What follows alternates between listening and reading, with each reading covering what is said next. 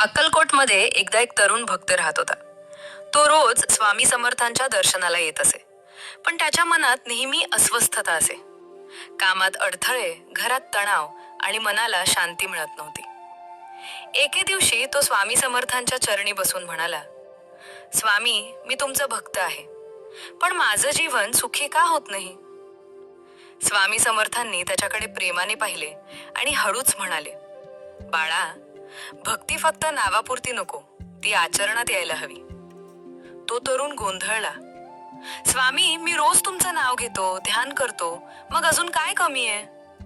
तेव्हा स्वामी समर्थ हसले आणि म्हणाले, बाळा, गुरुवर श्रद्धा ठेवलीस का? गुरुच्या आज्ञेचं पालन केलंस का? तो म्हणाला, स्वामी, गुरुवर श्रद्धा आहे, पण गुरुवारचं विशेष महत्व मला माहित नाही. स्वामी समर्थ गंभीर झाले आणि म्हणाले, बाळा, गुरुवार हा गुरुचा वार आहे. या दिवशी केलेली भक्ती थेट गुरुचरणी पोहोचते. गुरु म्हणजेच ईश्वराचा मार्ग.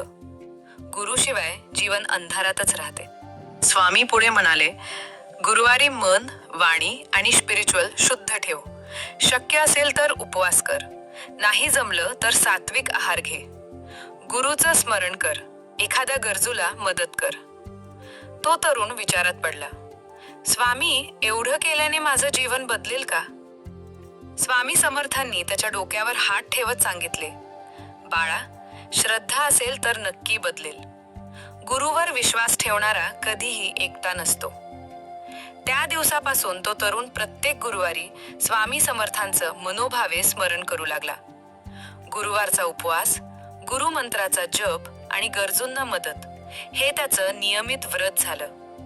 हळूहळू त्याच्या जीवनात बदल होऊ लागले.